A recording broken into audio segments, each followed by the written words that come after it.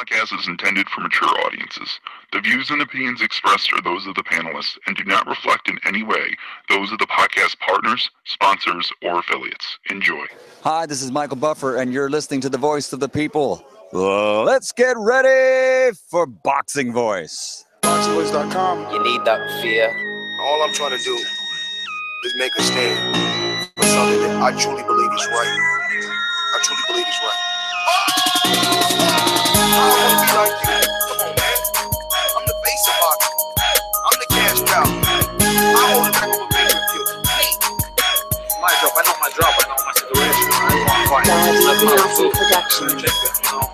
But it's going to be very difficult for both of us. ThaBoxingvoice.com. Welcome back, ladies and gentlemen, to another edition of the Boxing Voice Radio.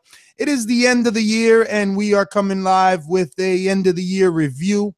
We're going to be reviewing the Premier Boxing Champions Awards this year, as well as ESPN Awards, Golden Boy, and whatever else we can find out there to review and just get a gauge on where the rest of the world has these fighters, whether that be prospect of the year, like the topic we're discussing today, or fight of the year, or knockout of the year, whatever the case may be, each separate entity. And I mean entity because, they're going to promote their fighters. I believe Golden Boy has Ryan Garcia as their prospect.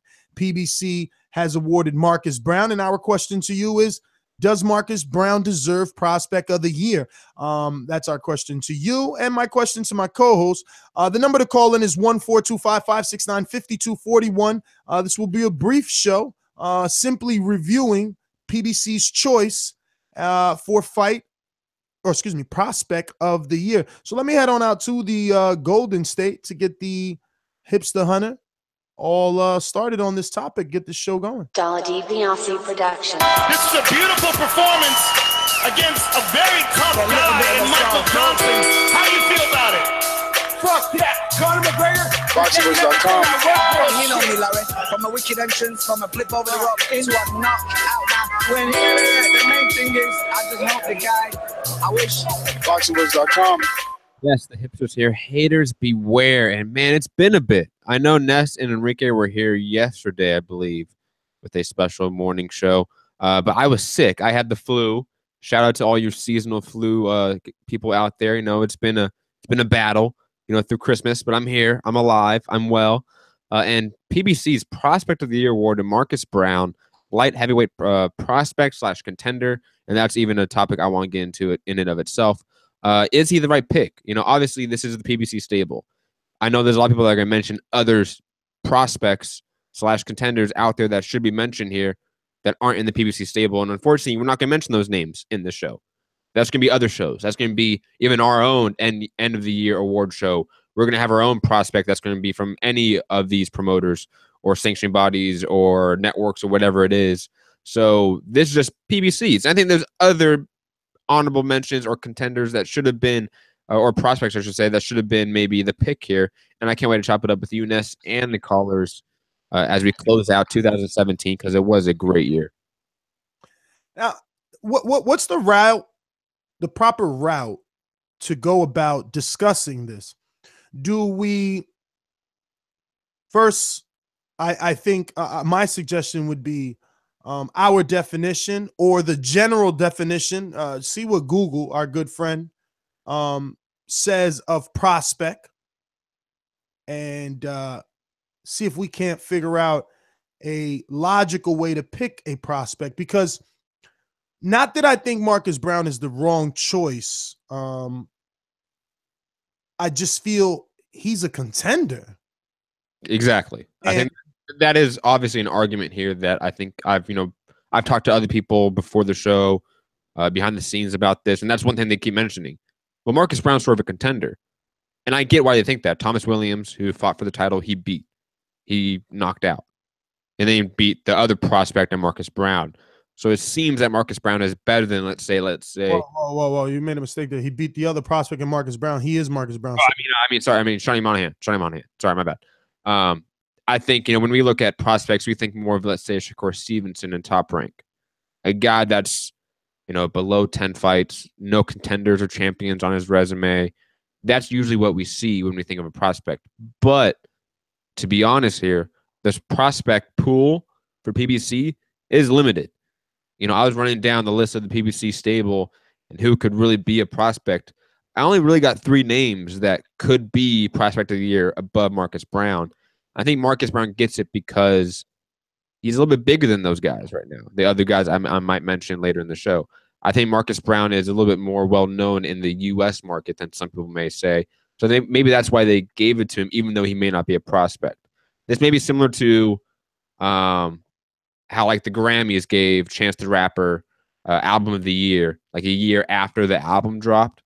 Even though that was kind of weird, it was for a different year. They still gave him that because it was such a good album, and they wanted to give the shine to a great up-and-coming talent. I think that's kind of what PBC has done here. I mean, for me, I consider Marcus Browne not a prospect, a contender, because he has a decent resume for a guy that's 20-0. He's got Aaron Pryor Jr. on his resume, Cornelius White, which is I believe, a comparable opponent with Sergey Kovalev, common opponent. I believe so. Gabriel Campillo, common opponent with Tavares Cloud. Just numerous guys. Campillo's been in there, so that's experience. Then we all seen what happened with the Radvik Kaladic, whatever, Hot Rod, So fight he lost. Most people think that Marcus Browne did lose. A fight where some believed he lost, yes. But it's also a fight that I believe, due to him getting the nod in a controversial or tight fight, it probably changed him for the better. Since then, he's looked good. Thomas Williams Jr., another good name. And then Shawnee Monahan, another good undefeated name. I think it's hard at this point to call him a prospect because he's obviously, like, on route to a title shot. I believe earlier in the year, we suspected that he would be getting an Adonis Stevenson shot, and obviously Badu Jack and the TMT promoted, Jack is going to get that opportunity. But there were rumors of Marcus going for that. So again, I say, if you're on title contention, it's kind of difficult to be a prospect. And even when you're a prospect that has the sort of Lomachenko hype behind you, they rarely ever call you a prospect. I'm not to say that he does have that behind him. I'll put it this way. I'm not going to get really too far into it with terms of prospect or contender, because I pretty much agree that he is a contender. And it's really hard to say that Marcus Browne is purely a prospect at this stage in his career. However, they're calling him a prospect. So let's, at this point, say that this is the definition of a prospect, is this level for PBC. Who else in PBC's stable could have been here? Shout out to Web Ads. I think Andrew Tabiti should be mentioned. Regis Prograis should be mentioned. And Mario Barros are the other 2 guys that could be in this category that could have won it, and maybe more of prospects, in my opinion, than a Marcus. For me, all right, so this year, 2017, Marcus Browne had the Thomas Williams Jr. win and the Shawnee Monahan win. Then you look at a guy like Sergey Derevchenko, right? Mm-hmm. Another guy that's pseudo contender, I would say. Yep. Especially after the win that he got over the Jamaican. What's the Jamaican's name? No, Emmanuel Aleem. Caribbean? No, not Aleem. Not Aleem. No, Centennial. Not Centennial either. Come on, yo, you're slacking, man. Tariano Johnson. So this year, Derevchenko had Kamal Russell, 10-0 prospect, and he beat Tariano Johnson, who was 20-1 at the time. Marcus Browne, like I said, Thomas Williams, and Shawnee Monahan. Now, Monahan is more recognized, so I guess there could be an argument that Marcus gets the nod because Monahan is a bigger name than the second Derevchenko win. So you said Mario Barrios. And he's probably more of a pure prospect than these other guys we're mentioning, I would say. And I'm still using the gauge of who had the better 2 wins. Okay, so see, for Barrios, we could give him a nod because he's had 3 wins. Now, are any of these 3 on the level of one of Marcus's wins? I highly doubt it. But that's also why I think that Marcus is a contender and does not belong here. Not that he doesn't deserve recognition, but doesn't belong in this particular category. But let's be honest here. If Marcus Browne is a contender, that means Tabiti is a contender. That means Prograis is a contender. That means Derevchenko is a contender. That means a lot of these guys that are sort of prospects are sort of booted into that contender status. And that leaves really only, one person, Mario Barrios. That only leaves maybe one person. Well, as far as PBC goes, their prospects that were honorable mentions were Mario Barrios, Ahmed Abiali, who lost. That's why I didn't mention him. To John Pascal, Sergey Derevchenko, who's been in the media openly trying to get a fight with Andre and basically calling him a ducker. Adam Wanaki, who scored a big win over Arthur Spielka, was it? Ooh, I believe so, yeah. I think he beat Arthur yes. Spielka. Last fight out was against Spielka, and now he's scheduled to fight Iago Kielesdir in Brooklyn on the Spence card. And also Caleb Plant. That's a name to check. Let's see. I doubt that Caleb Plant had any better wins than Marcus. But again, along more of a, let's say, Mario Barrios, he's more of a true prospect in a sense. He doesn't have a contender on his resume. He doesn't have a former champion on his resume, really, that I can think of. And you know what? Maybe we can say that about Caleb Plant. He doesn't have a former, like, all right, Tyrone Brunson, but that's not a former champion, or he's just like you know what I mean? He's not Somebody. Yeah, he's not even Soto Carras, you know what I mean? Like, yeah. So if anything, Caleb Plant, and this is a horrible box rec picture. They need to do something about this. Poor kid. Yeah. So Caleb Plant is a good nod on the PBC side. Yes. Again, all PBC names we are mentioning here because this is just the review of the PBC award, and we're going to review the other awards that Golden Boy and ESPN have given out. Exactly. So, again, congratulations to Marcus on behalf of TBV. I do believe he belonged in another category that would probably have gotten him a little more recognition. I think that there's levels, and prospect is beneath a contender. Contender is beneath a champion. That's the steps. So he should have embraced the contender status that most hardcore fans are probably giving him. Any final thoughts on this pick? I definitely agree that if Marcus Browne does not deserve to be a prospect of the year, mainly because he is above that status. But if you're PBC, there's no contender of the year award. There's prospect of the year award. And we're talking about all the names that we've mentioned that could have been on this list. Who's likely to get the next shine? It's probably Marcus Browne.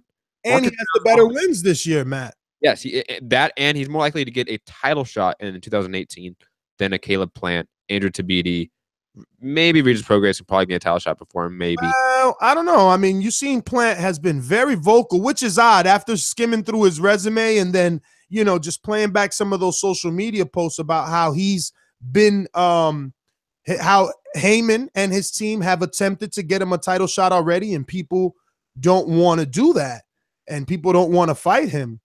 I don't, we're not going to make it a Caleb Plant show, but I don't see why people in his division wouldn't want to fight him. It's not like he's the biggest puncher. Agreed. While he's obviously a technically skilled boxer, he's not the heaviest hitter, and he's not the biggest guy in the division. I think the champions would gladly take that fight. He's on a Lubin status right now. Not saying that he would get knocked out like Lubin against the champions, but he's an unproven prospect. He's a guy with 16-0 with really no top 10, top 15 names on his resume. Agreed. So, again, final thoughts are congratulations to Marcus on the award. I would have rather seen him, or maybe in the, I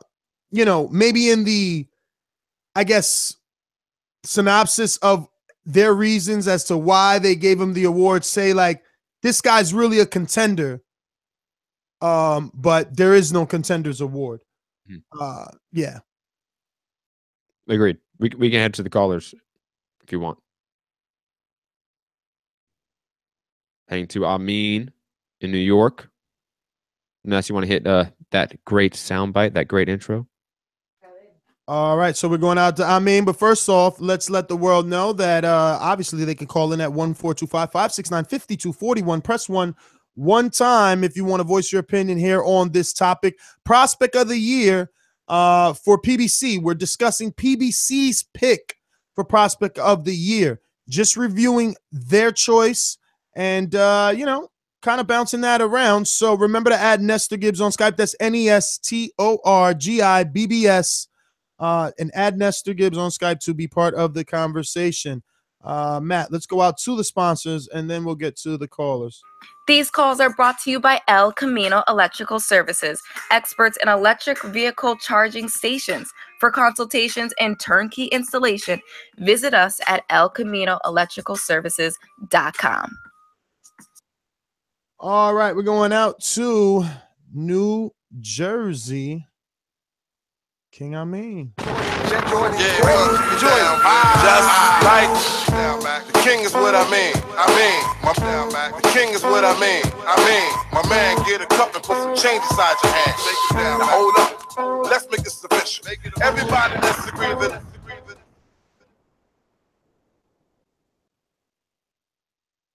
Amin. Fellas, great show.